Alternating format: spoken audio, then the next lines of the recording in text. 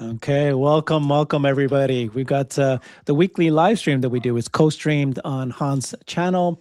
Nick Gibbs is not here today with us, and we've got Brian Wang. He's our new Brian White, right, Brian Wang? So you're Yep. replacing Brian. We got a couple important news to share today. The first one I want to talk about is, Digital Optimus. Elon talked about this thing called Digital Optimus. He thinks it's a superset of everything, and it'll be bigger than everything else except for physical Optimus.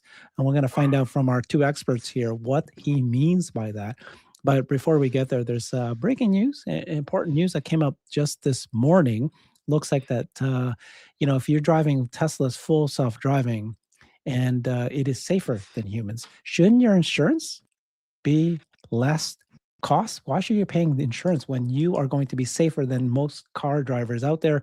Well, Lemonade, an insurance provider, came out and they announced that they said that they're going to now provide Lemonade autonomous car insurance. They partnered with Tesla. Tesla helped them. Their Tesla team helped them integrate to their system. And now Lemonade is going to be able to offer you insurance that is half the cost. And we'll go through the details here. But he says, this is the CEO. He said Tesla FSD is 2 times safer than humans. So why are Tesla owners still charged so much to insure their cars? And then the last couple of months, they've been working with Tesla team, and now they've launched the Lemonade autonomous car insurance for FSD. And they're saying that it's going to be adjusted to price. The price will be adjusted to miles driven with FSD. So if you're driving with FSD on, it's going to be, the price will be 50% if you don't drive with FSD on. And that's only the beginning. We can share a little more details about that, but finally we're here. What do you guys think about that? Start off with you, Hans. Yeah, well, I'll start by just a minor correction. Shai is the CTO of Lemonade. Daniel Schreiber is the CEO. Okay, but excellent announcement. We have been, I think insurance is one of those things that's been a huge question mark around. How is Tesla supposed to be rolling out robo-taxis to, half of the population of the United States if we've only got insurance in a couple of states? And, it doesn't seem like we are on any sort of a path for Tesla to be able to self-insure robo-taxis in every jurisdiction that they're going to be operating in. And so I don't know if this is going to be the solution to that problem. Lemonade also does not. I don't know exactly how many states they offer car insurance in. It's not every state. I do know that for a fact.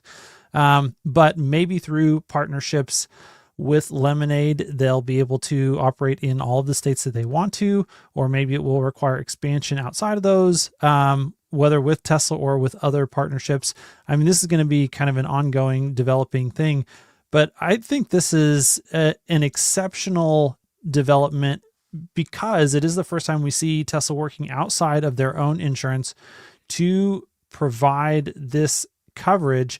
And, it's great on both Tesla's part and on Lemonade's part that this is, we've seen comments from Shai before that this is something that they would be interested in doing. I think in the conversation that Daniel Schreiber had with Farzad a couple weeks back, they really talked about, what does insurance look like in a world where you have these robo-taxis, where you have Optimus robots. And I think the nature of what are the assets that are being insured is going to be dramatically shifting as we really move along this exponential acceleration of AI-powered robotics doing more and more labor in the real world. And you're going to have to insure those as business assets. You're going to have to insure them for liability. And this is something that Lemonade has been thinking about proactively for a number of years as they've been building their company. And so this is the first concrete move that we see by Lemonade, who is, one of the most nimble and most forward-thinking insurance companies out there, about this nascent sector of the economy that's going to explode. Like you can think of Zipline right now is delivering Chipotle burritos autonomously in Dallas, and they're working with Walmart in both Dallas and in Bentonville, Arkansas to deliver groceries. And so like autonomous logistics is a new sector of the economy that's going to be growing up. I would categorize robotaxis in that, autonomous logistics sector of the economy as well. And this is just getting going. 5 years from now, 10 years from now, like this is going to be massive, huge part of the economy overall. And there's going to have to be new insurance schemes in order to cover all of that. And so I think this is a huge, and I should also disclose, I've been a Lemonade investor since late 2020. And so this is a company that I've been following for some time. I had a very small position until here over the last year, and now it's grown to be the third largest position in my portfolio behind Tesla first and then Palantir second.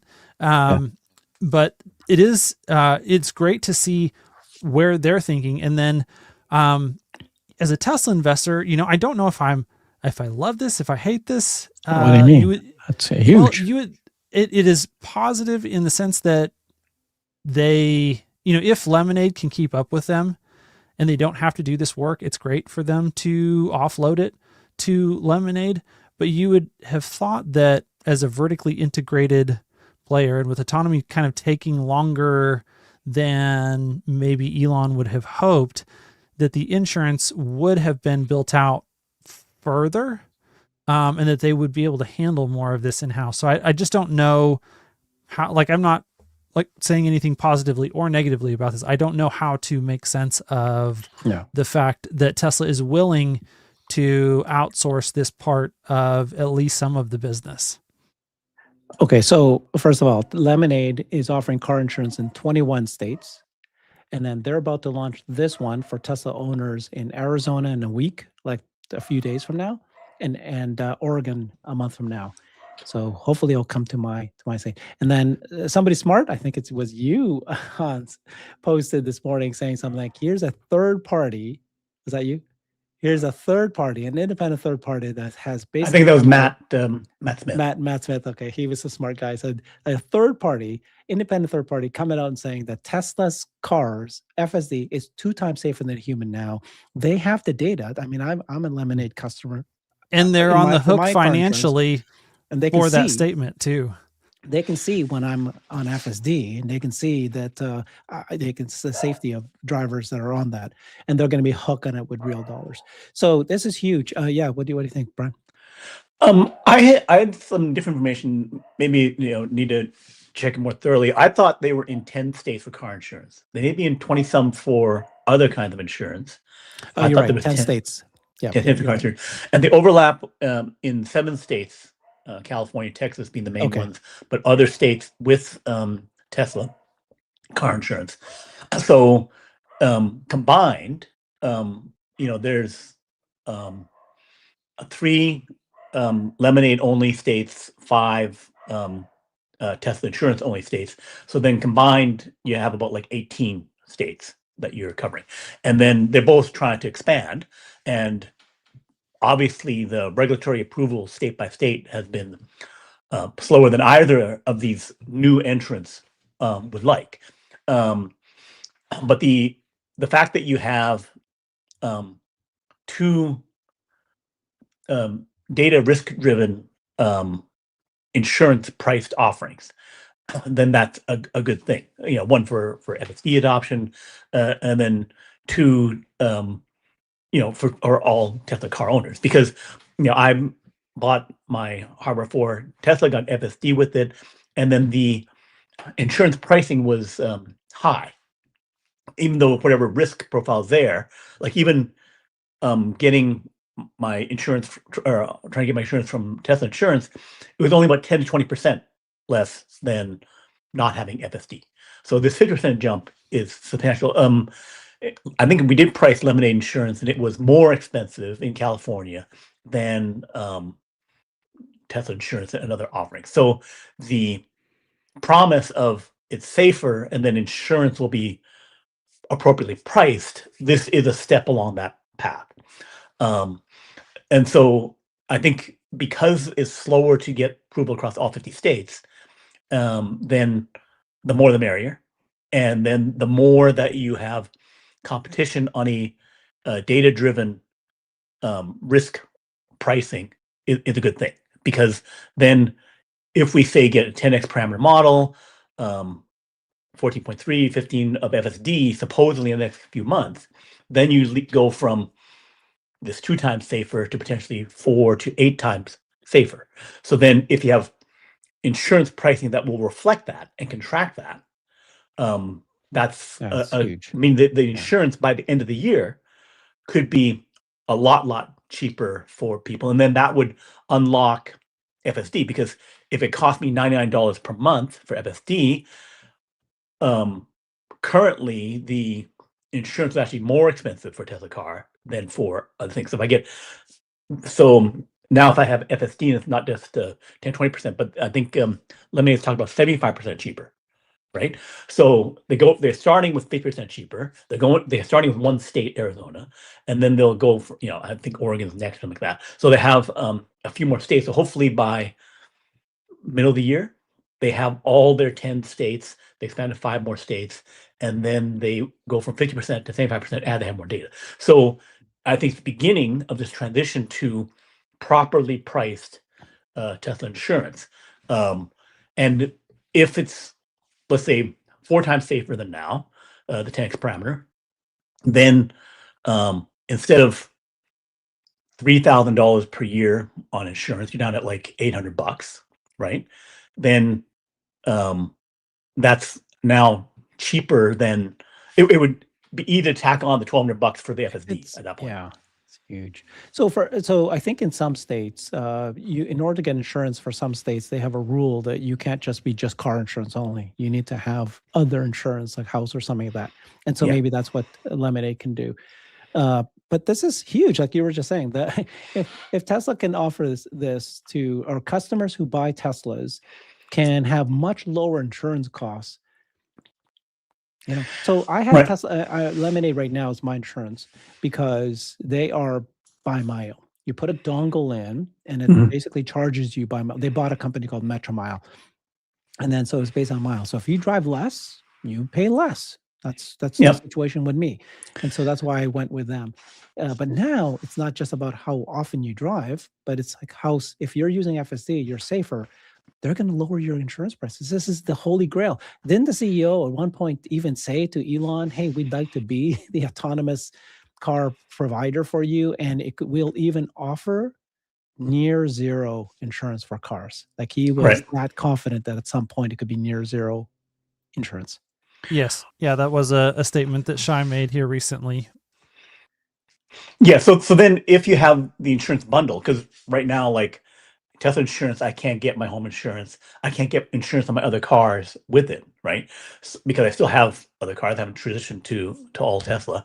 Then having someone that's competitively pricing the home and the other insurance, you can get the proper bundle, which is also a huge potential for Lemonade. If they can actually deliver on that, then they can, metastasize out and be all over my thing. So if they can actually offer that, FSD at the core, competitive home and other insurance, and supposedly again they have AI data driven products, then I can live safer and have lower insurance. And insurance is, thousands and thousands of dollars per year, right?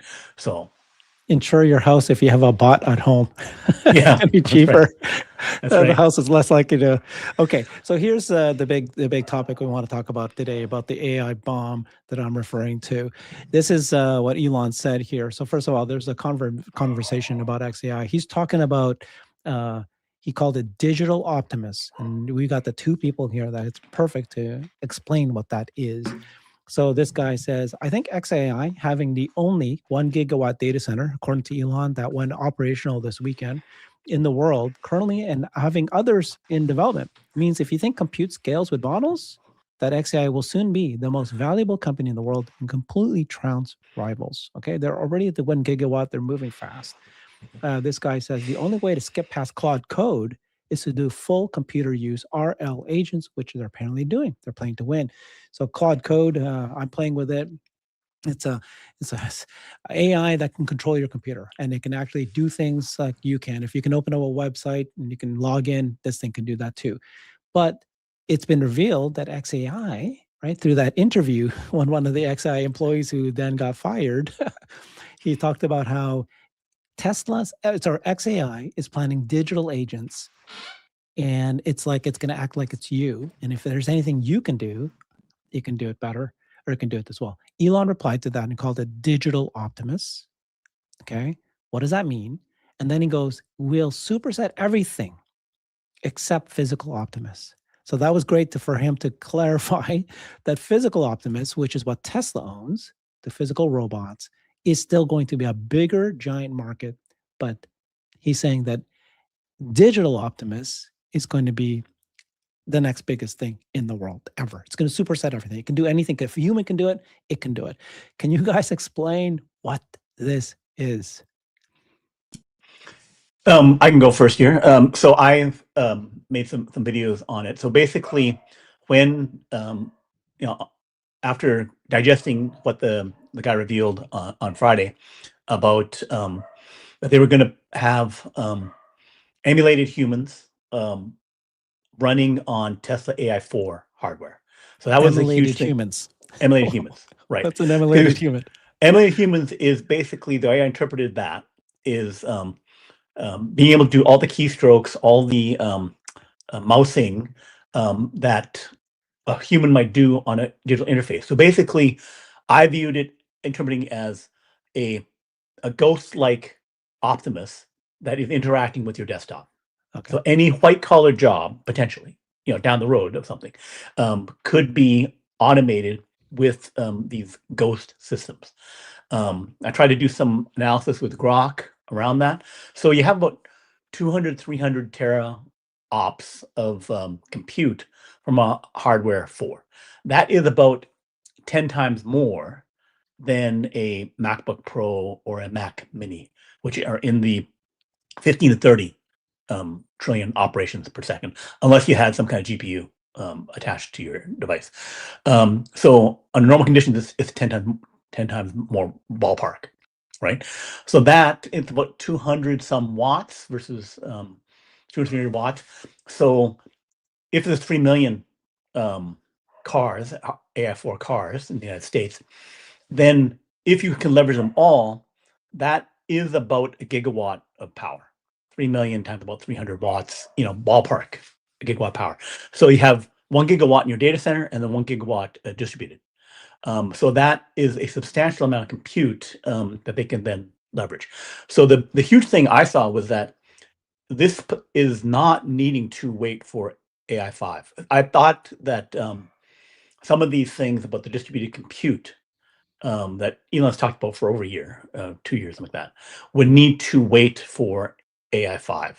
But that guy's revealing that's AI4. So then the question is when. I'm ballparking Grok 5, say in March. Somehow this would release with Grok because, why release with 4 or 4.2 out in a month held back, that if you actually hit Grok 5 in the time frame of the March, April timeframe, then it would do it. And then the question of the use cases, if I potentially could have, if it's 1-to-1 in terms of like there's doing something, there's the what was it, RPA, robotic process automation. That is something where people use like super advanced scripting to automate tasks, business process tasks. And that is about a $30 billion a year business. So potentially you could take on that. But the question is, how much are you doing? So you already have a business where you're doing some process automation, and this can help supercharge that, presumably, because you wouldn't need that much compute to do something more lightweight of just like typing in 1,000 keystrokes. Like you don't need a trillion operations to do that. So, and then this also, how much time sharing are you doing in like how many ghosts per device? And also, is it that I'm using it only? Because if I use my own car and it somehow it is doing things for me in terms of organizing my life, like you talked about using Claude Code to organize files in your laptop computer, that didn't need a full dedicated 10 times my laptop thing. You're running it on your own laptop. So saying I'm going 10 times more power to do something else, which I presume would mean that brainstorming, is you're taking the full visual feed of your monitor and processing it and doing something to have a unconstrained automation to do that. That would require using that. And they're also making a macro hard data center. So the vision clearly is fairly compute heavy. Not compute heavy to the point of needing AI5 yet, although getting better with AI5. So that's the vision that I kind of see. So I guess what I'm hearing is that just like an Optimus humanoid robot and the cars, it uses cameras and it can see the world, but now it understands the world. It knows the context. That's a fire hydrant. That's a parking spot. In the same way, this emulated human, this AI that's going to act like me, can see what I'm seeing. It can see my screen like I'm seeing it and should understand it. Okay. Not just, oh, that's a button I should press. It actually understands the scenario, understands the job you're trying to accomplish, has much more context. And so it can do the job, whatever I'm doing. It can probably replicate my brain. And then it goes, okay, I need to go first, create a spreadsheet. I'm going to, whatever. Like I'm trying to compare it to what Claude Code can do today. How can you explain that to me, Hans? Yeah, I think maybe let's take just a second to zoom out and remember what is it that Elon said that macro hard was to begin with. And the premise that he discussed was that they want AI to actually be the software that runs on your computer, and that instead of having, C++ code, that when you're working in Microsoft Office or, Adobe Illustrator or whatever, that is doing things that you want it to do, that should actually be a neural network that's predicting what it is that you want. And it's actively controlling the pixels on your screen to change what it's showing you. Like the user interface is dynamic. Its interaction with you is one that understands what it is that you're trying to do as much, very deeply, and then helps you along in that process. And they were trying to replace their, Microsoft to macro hard. Like the whole thing is a shot at, let's try to replicate the software industrial complex that Microsoft has built up across consumers and across enterprises with a full neural net thing. Now, okay, so if that's the premise, well, how the heck do digital agents that use computers fit into that? But if you remember how it is that we train artificial intelligence systems, you need a full connected loop. That if they're trying to create this software, and their ability to create the software is limited by the number of humans they have interacting with the software that they can learn from in order to develop these different suites of applications or whatever it is, then the rate that they can build this macro hard software is very slow. And so what they are having to do is they're having to actually build my assumption about what's going on is that there are two different components of macro hard. There are people that are building the macro hard application software, and then there are people building these, digital humans, these ghosts that Brian is talking about. And then those two systems are going to interact with each other. And what they're trying to do is bootstrap a learning system that can then have this continuous feedback loop that can operate very quickly, that can then learn how to use software and build software dynamically on the fly all the time.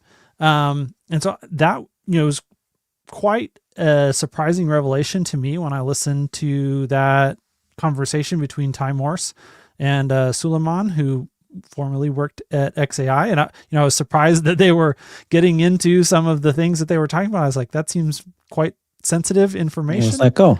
Yeah, he was let go. Yeah. So that, that isn't too surprising that he was let go in that moment. But the thing, the fact that they're talking about the other part behind the curtain that Elon had never talked about, that they want to build these digital Optimus humans, that's where I fit that whole thing into the overall broader arc of what macro hard is doing. And so then to Brian's point, it is all about, at first, what they're going to try to be automating is work inside of XAI, because they have, they can build that feedback loop. So whatever the easiest tasks that humans are doing inside of XAI, those are the tasks that they're going to start delegating to these digital Optimus humans. Once they have figured out how to do those tasks very well, then they will expand out to other Elon Musk companies, and that you will soon see digital Optimus operating inside of SpaceX and Tesla and Neuralink and the Boring Company and all of these other things, because those are the next, that's the next rung up the data integration layer, where they have humans doing tasks, they have the feedback loop, and they can teach, a neural net system how to do these things. And then once they're done with that, then they will expand beyond the Elon Musk companies out and provide this as a service to external, everything, users. Yeah. So let me walk my brain through this just so I understand what's happening. I'm going to give you guys an example and see if I got this right. Okay. So let's say tax season's coming up. If tax season's coming up, what do I do today? I need to prepare. So I need to go get my W-2s. I got to get my tax forms. I need to get all my information ready and all that. Then I go and get a TurboTax or some sort of software, or I hire an accountant, and I put that information into that software. Somebody built that software, and the software is already there. It comes up with screens and everything like that. And then it comes up with my 1040, whatever it is, and I submit it into the IRS. Okay. Now with MacroHeart, XAI's division, they're creating this thing where, hey, all you need is a slab with a compute in it, and you're looking at a blank glass, but then the neural net will create for you that software. You don't need to buy that software anymore. You don't need to buy Word, Excel, spreadsheet, nothing. If you need a spreadsheet, pops it up. If you need Airbnb, it'll create it on the fly. So in this case, I want a tax software. So now it's going to come out tax. Then on the digital agent side, if I show it what I do, which all the apps I go through, I have to go to my Gmail to grab my that spreadsheet that was, or that 1040 that was sent to me by my employer. I have to go and find my info, my health, what I did with my health. All these different systems, whatever system I went into, I had to go into my wife has to go into the school software to download her data because she's got a username and password to get into it. That digital agent can do that. They can act through the existing software system, grab that info, and put it in, and eventually learn so much about you that it can basically replace you in that task. And then you can apply this to accountants, to engineers, to any job, any white-collar job. It will learn their job. What does a lawyer do every day? What systems do they do? And it can use existing systems, or it can create a system on the fly that replicates it. Is that what we're talking about, like that? Yeah, that's basically the idea. And one of the really fascinating tidbits that came out of that conversation was that in Elon's mind, this digital agent needs to be a very small agent. It doesn't need to be, some giant 10 trillion parameter, super model that is performing all these actions. It needs to be something that is small enough that they can squish it down and run it on AI4. And he wants the size, I think, going back to, if your computer, is something that uses 100 and some watts worth of compute, then he wants the other agent that is going to be using the computer to also be running on 100-ish watts of compute. Like, it needs to be the same order of magnitude in order for that flywheel to connect well, and for the system, as you start to scale it up, to scale up in a balanced way. But it is an amazing set of constraints to say that, you need to try and make white collar human level intelligent agents that run on a computer that small. Like, that is the mother of all, constraints that are going to push innovation and invention here. That no one else out there is imposing those types of constraints on any of the efforts to build agents. And that, I thought that was profound. So it sounds like that he's going through a first principles approach here, right? Which is, okay, well, let's replicate humans and emulate a human and emulate a job profession. And then we're going to, why create software? We're going to use neural nets to create that. Both of them sound, but how is that different from Claude Code? Anthropic's Claude Code today you can say, hey, log into my YouTube app, my YouTube Studio app, and do this to it. It can do that. It can recognize it. So how is this different from what Claude Code can do that can control your computer today? So I think that if they were just saying, I just want to do a better Claude Code, then you don't need this infrastructure. I don't need to tap into AI4 on the car and stuff like that. So if we're saying, what is the big, working backwards, not just capabilities, but what would be the targets? And I think the guy who got fired mentioned that, hey, they would look at what the $10 million market, what the $100 billion market, identify it, work backwards. So what's the $100 billion markets that Microsoft has that XAI would want? So that is Microsoft Office Suite, Yeah. and that is also a target of Claude, where you want to create Office AI. So right now, Google and Microsoft are trying to bolt on some level of AI onto Into their Office Suite, software. right? Mhm. But if you went more ground up and did that more, potentially you would get something better. The other big thing, which is still revenue, is also the operating system. So Elon on Joe Rogan talked about how the phone would become a lightweight edge thing that would then distribute AI, and then you intermediate apps and other things, which sounds like, to me, like an AI operating system. That you would have an operating system on top of a more bare bones, maybe a Linux kind of thing. That's Linux is faster, more reliable, but people don't use it. Most people don't use it because it's hard to use. But if I have AI as the interface that's actually doing all the stuff, then I can use things that, like Linux or certain other open source things that are more capable, but just too difficult to use. I can then bridge that gap. So then I can go against things like the bloated Office hardware suite and go against it, and go against bloated operating systems. And then that would be a vision where you basically would gut Microsoft, right? So that would be, if I want their entire $3 trillion market cap, right? If I had those two things over some number of years, so like 3-5 years, however long it takes, that would be something that would be hugely valuable, right? I mean, if I say, my understanding is that it can just, using a chip on a slab, it can auto generate a spreadsheet. It'll create it right in front of you, and it'll look like to you like a spreadsheet, and you're interacting like a spreadsheet, but it's actually not software that it needed to rebuild or anything like that. It just looks like right, it. right. And then your point about bookkeeping and stuff, like that is clearly a large task, compliance on bookkeeping and on taxes, where we all spend a week or something like that over a year on that, where if you were to fully automate that, make that super easy, that'd be a highly valuable thing. So if I have 4 million or 40 million virtual humans, then having these large tasks will be things that you'd be targeting, because it would be potentially, if I have 10 to 1 on the chips, that would be, these 30, 40 million virtual humans. And it's like, what am I trying to unleash that against that would have huge revenue, right? Wow. So, yeah.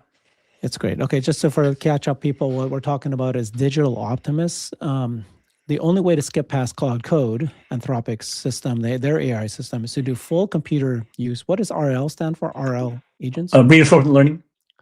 Okay, which are what you call it, digital agents, emulating humans, which apparently XAI is doing. They're playing to win, he says. Elon said, digital Optimus. That's what this is. And then he says, this is going to be a superset of everything except physical Optimus. Basically, I think he's saying here that digital Optimus should be able to do everything that white collar jobs can do except for physical, right? Mhm. Which would Right. replace every physical labor. So you can think of like remote office workers in low cost Asian countries, Philippines, Vietnam, etc. So if I have millions of virtual humans or remote humans, right, then that entire outsourcing thing is a potential target of this thing. And the advantage of having something local would be that if I'm remoting into a desktop, like I have IT support remoting into a desktop, I have to give it permissions, all that kind of stuff. If I have the AI pre-authorized, then they can be inside my firewall, inside my security. It can have my login and do stuff for me that I wouldn't necessarily trust us to do. Some companies offer that kind of thing. Okay.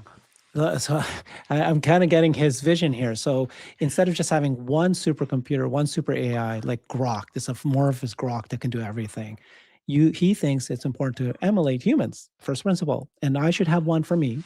You should have one for you. You should have one because like it doesn't make sense to have 100 customer service reps. Why have Or you 100 could have customer 100. service agents? Why not just have one that can do it all? But you're saying, well, some can be given access to certain things, but others shouldn't be because they're very personalized or they're right. That's why you'll have separated agents. Yeah, that may be something that could be a thing. But yeah, I'm just trying to use the thought exercise of what is a huge industry that you would need ghost humans, remote humans for, right?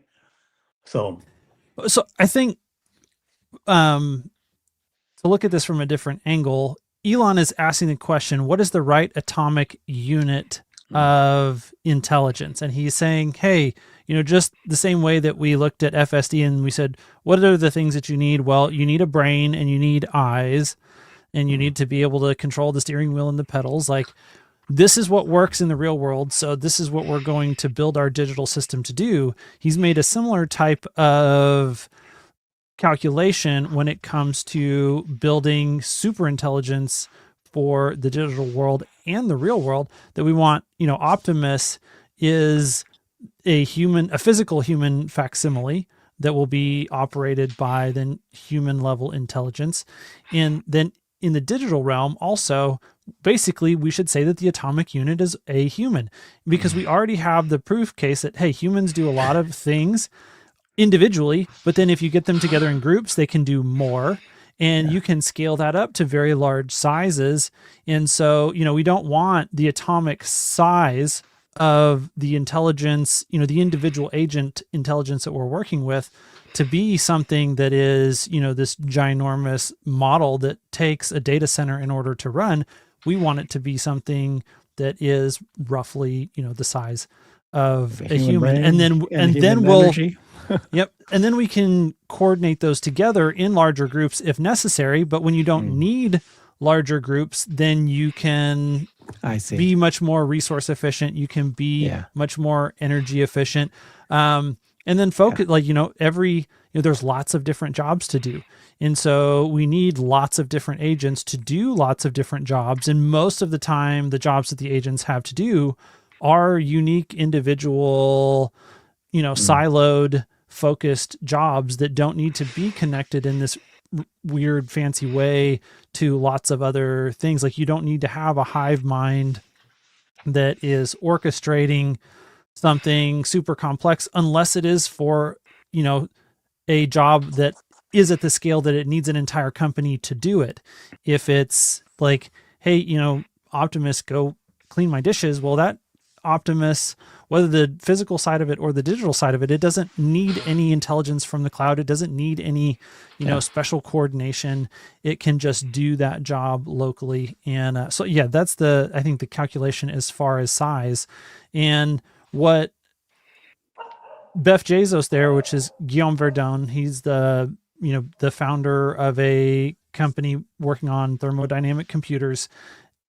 What he was saying in that original thing is that, Claude Code is software, it's an AI agent that writes software, but it exists inside of the traditional compute infrastructure and rails that we already have built. It, runs inside of traditional operating systems and it writes traditional code.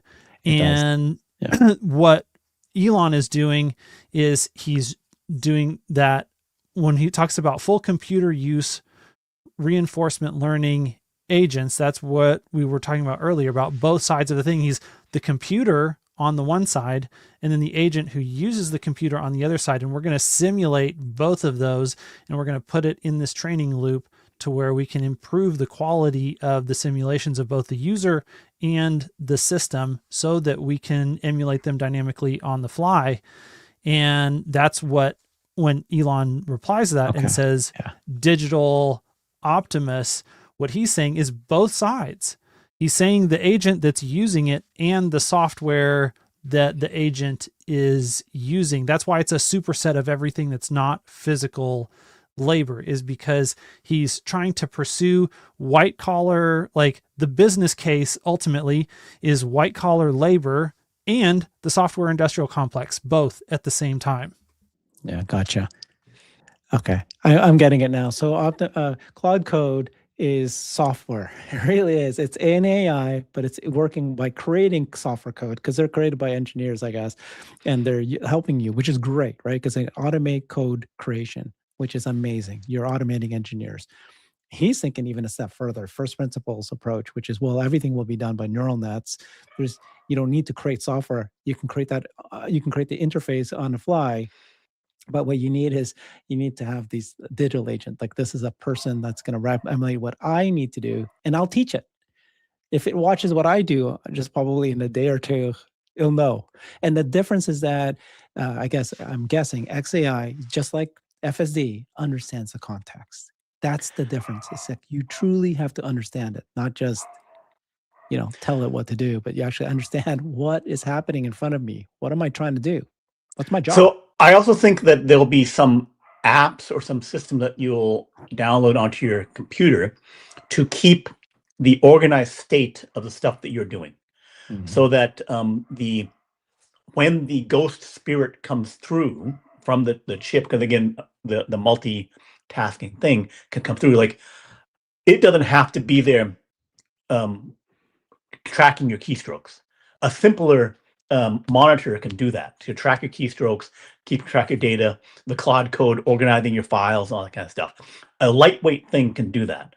But you want to have all of the context maintained so that when extra intelligence comes through, and you can still have some intelligence because you have 1/10, 1/20th of the power on your laptop to do stuff, right? But when extra power comes through, then you want to like hand over to the supervisor or the super worker, the more stuff, so you can do more things.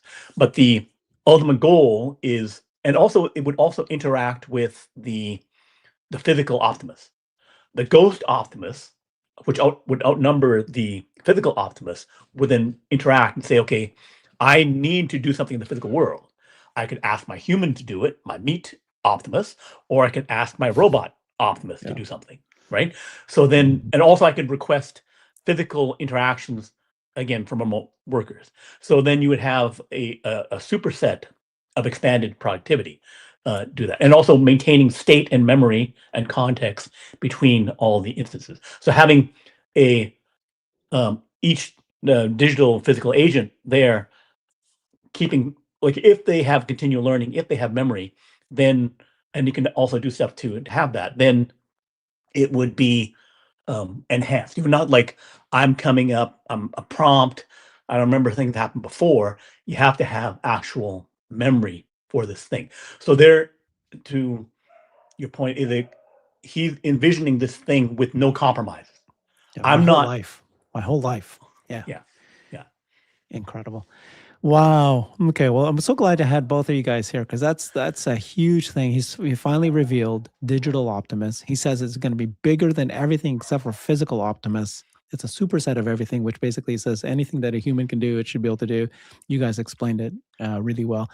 The other topic I want to cover today is this. Before we get off that, I just want to point out that if it does work in AI4, we could get the first major release of this, presumably, by middle of this year, right? And that could be like 3 million, if it's 10 to 1, 30 million emulated humans. And then it's like, what is that first usage? Because if it costs energy like 300 watts per hour, you're looking at like 10 kilowatt hours per day. If I were actually justifying that usage, I need to be making at least $1, $2 per hour from this thing. So getting margin off that, I mean, splitting the extra profit between XAI and Tesla, right? So Whoa, so what would Tesla have to do with this? Tesla is the AI4 chips that you're sticking these emulated humans on. Oh, okay. Gotcha. Yeah. So then he talked about paying $100-$200 a month to people like me with an AI4 car, right?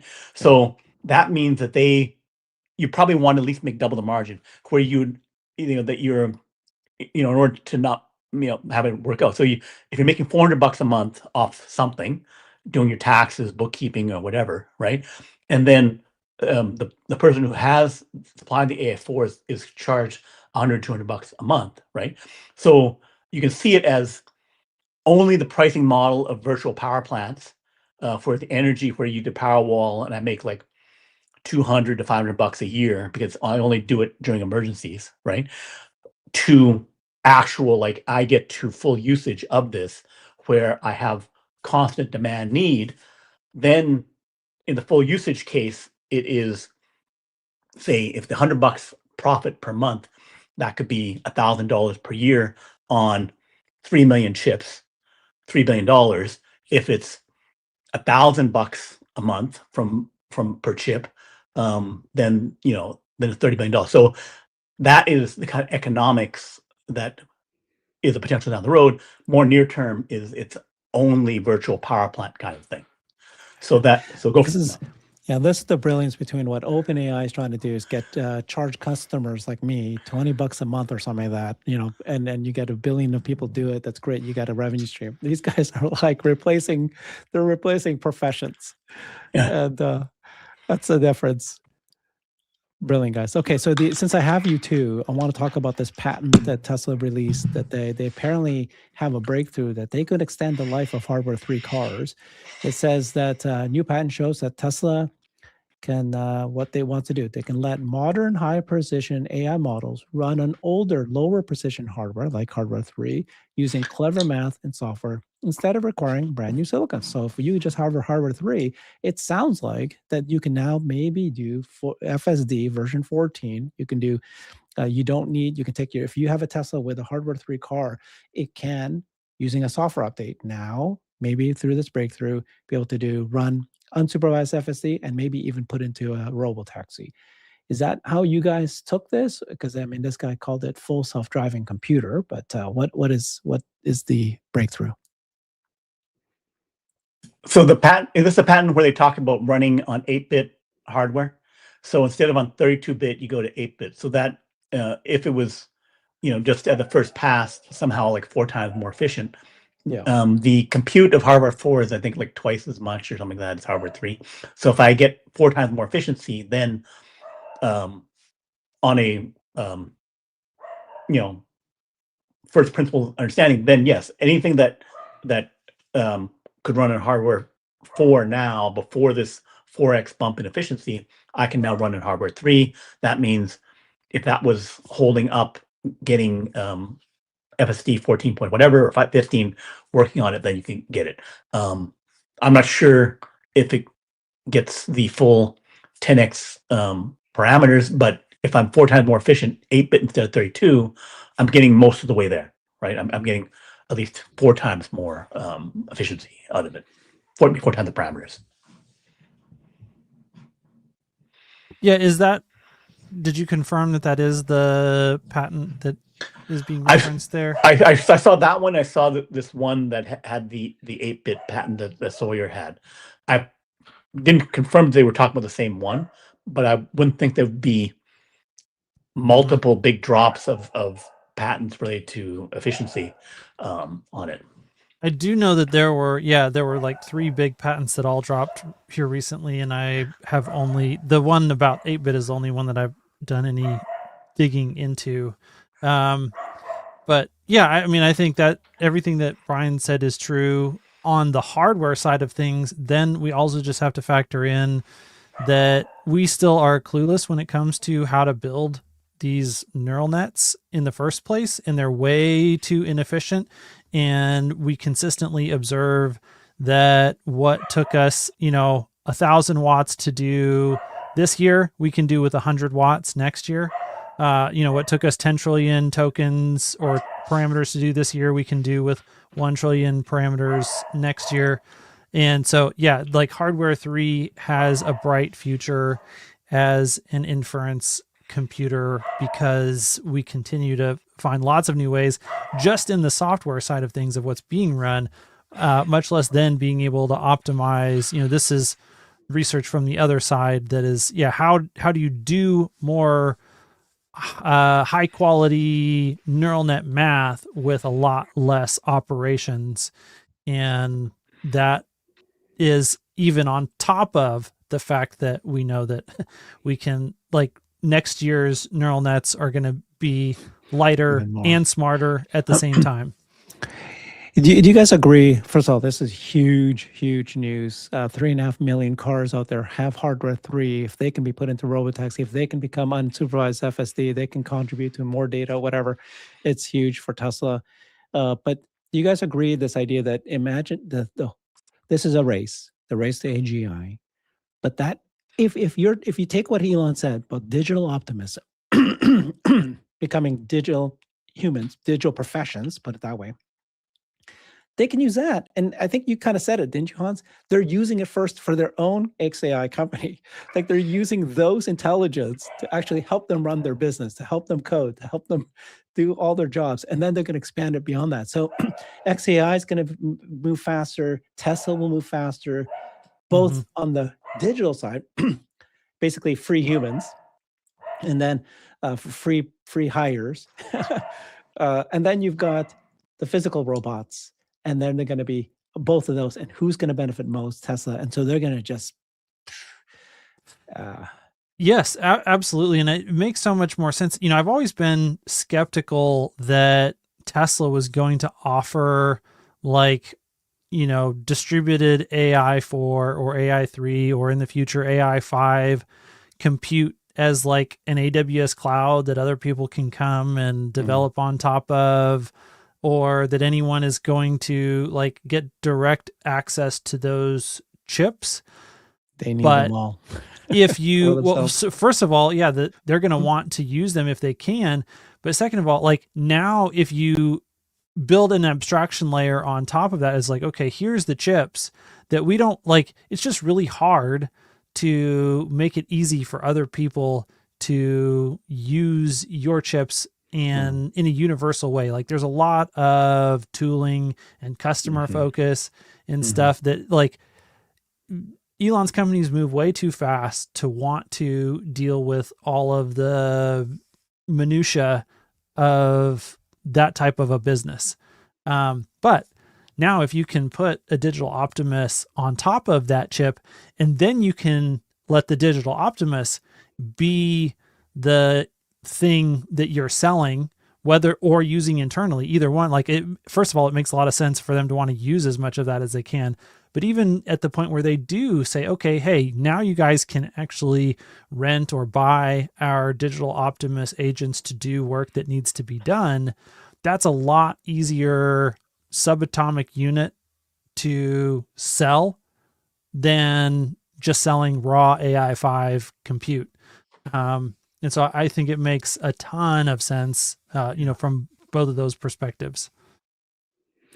Yeah, it's like Tesla selling cars, and everybody goes, "Oh, they're just selling cars. Look at the competition." Okay, well, what did we talk about at the beginning? Well, because they have full self-driving and self-driving cars, Amazon just sells books.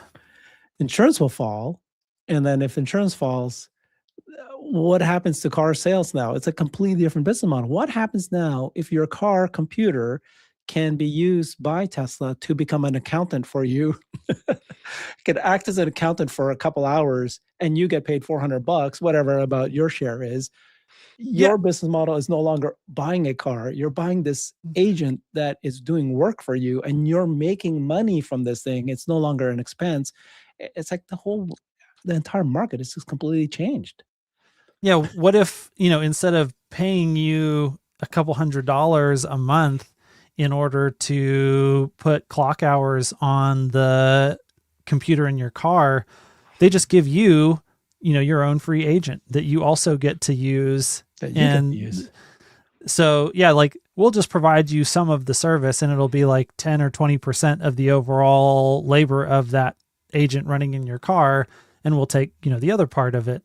I would take that deal. Like if I can have my own free virtual assistant that does all kinds of things that I need to have Anything done all the a human time. can do, it can do, Yep. right? Like, so now the whole promise of go book me a flight is, Yep. well, yeah, it can book you a Yeah. flight anywhere, because if a human can access that obscure software that obscure airline is using, this Yeah, can and do to it. be clear, I mean, this is a very difficult problem to solve.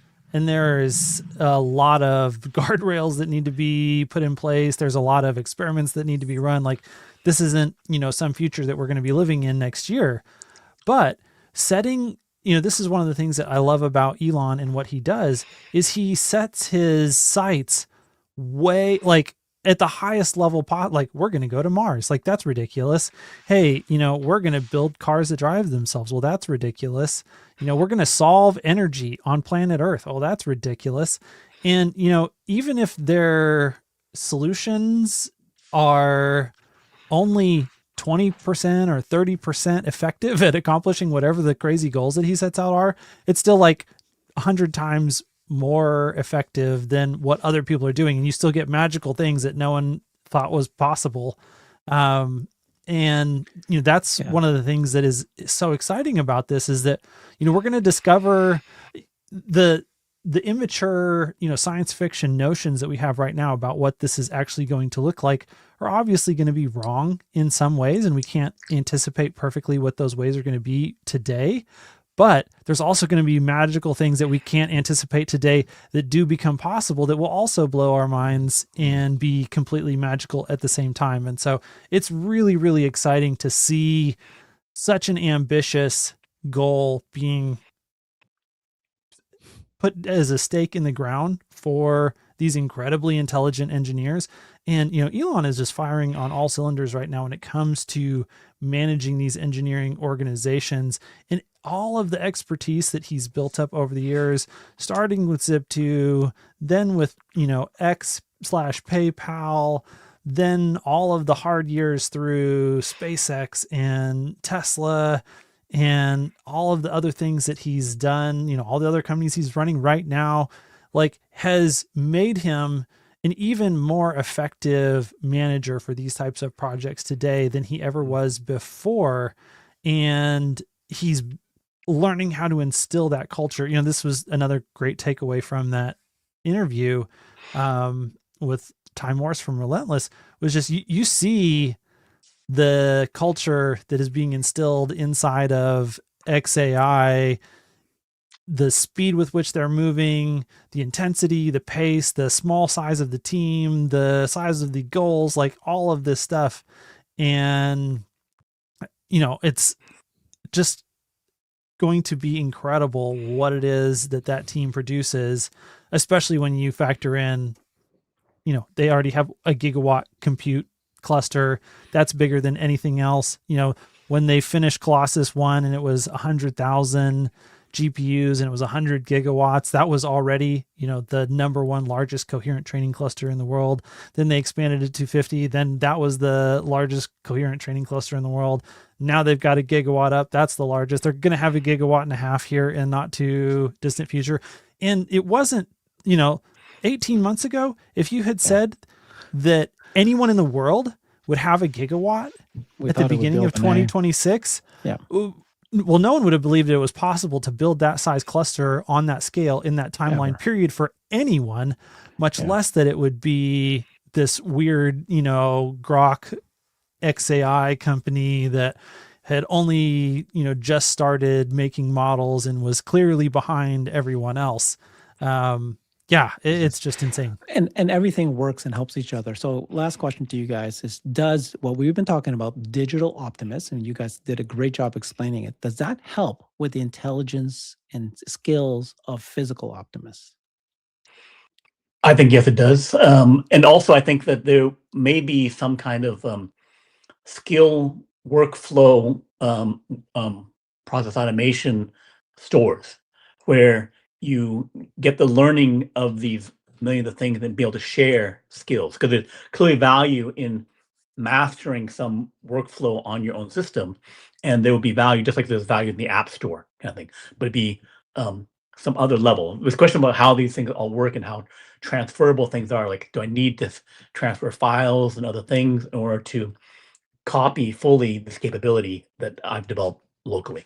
Which are the Can you company imagine or if individual. just like FSD, right? So Tesla says, Elon says, okay, guys, you have a car, and if you like, teach us, use FSD, and you're teaching the system to become better. Imagine if he releases and says, okay, guys, if you know, I'm going to go and spend an hour of my day showing my agent how to create a thumbnail using Canva, and I do that task and that skill. Then maybe they go, okay, can you share that knowledge to the, maybe they'll pay me money or something like that, right? Like, and then they have the AI running vending machines so that it could be your agent and price it out for you and say, here's how I recommend marketing it, having it go viral, and to communicate it out. So there would be some interaction there. So it's again, transferring a lot of the work and just enhancing your productivity, making it so that you can make more money, and making everything more efficient to do that. So it's a long way to go, as Hans says, but I think it's something that insane potential. Yeah. And I mean, I think there's probably benefits in both directions. I think that the digital Optimus will pay dividends for physical Optimus, and then also I think physical Optimus will actually have positive effect on digital Optimus as well, like really being able to understand the world around it, and develop the type of world model. Like, we as humans that use all these digital interfaces, we are doing that with a model of the world and how the world works in our mind that has been developed over a lifetime. And at some point, if you really want to be able to fully emulate that digital user that a human is today, you're going to have to bring that context into the digital agent, which is something that Optimus will be uniquely positioned to do. And then, the other thing, just from an infrastructure perspective, we're going to want to run lots of simulated physical like we're going to have a world simulator, and we're going to be plugging in all these AI4, AI5, AI6 computers into it to run their own instance of a simulated physical Optimus so that it can learn to do all of these tasks over time. And so if we're building out these ginormous clusters of these AI5, AI6, AI7 racks over time that have, hundreds of megawatts, potentially over time gigawatts worth of these Tesla computers, you'll have a complete mixture of which ones of those are simulating physical Optimus, which ones are simulating the digital Optimus, and it'll be dynamic. It'll be able to flow around, and sometimes you'll be using more physical ones, sometimes you'll be doing more digital ones.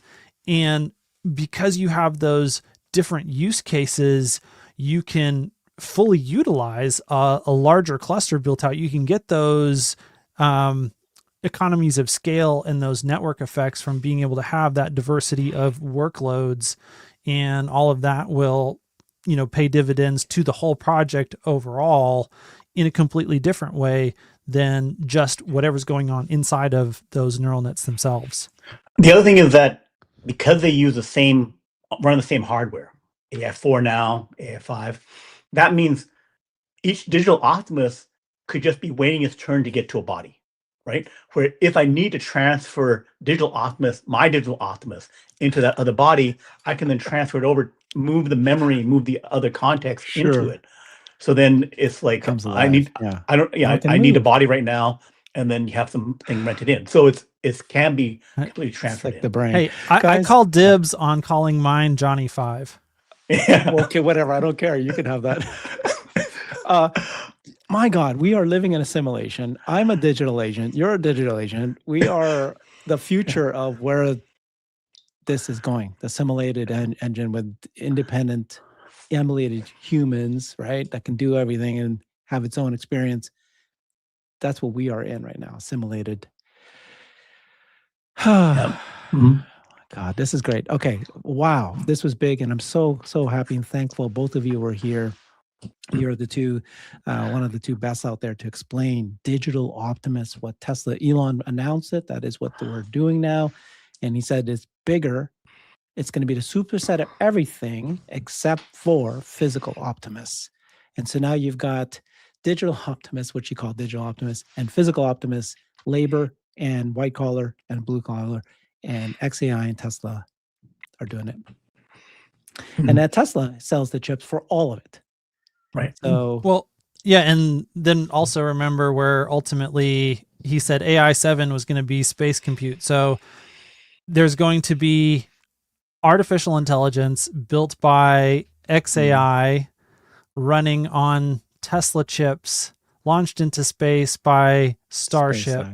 Starship, in SpaceX. And then there's going to be, the digital side of that. There will also be swarms of Optimus robots that are tied into this AI cloud. Like, we're building, it'll be a halo Cybertrucks on the moon. Intelligence around to us. Build, To build the data centers, the satellites that are going to be launched. And then Mars and Okay, this is fun. Thank you both very much. Follow Hans on his X and YouTube, Hans C. Nelson, and Brian Wang, Next Big Future. Thanks, everybody.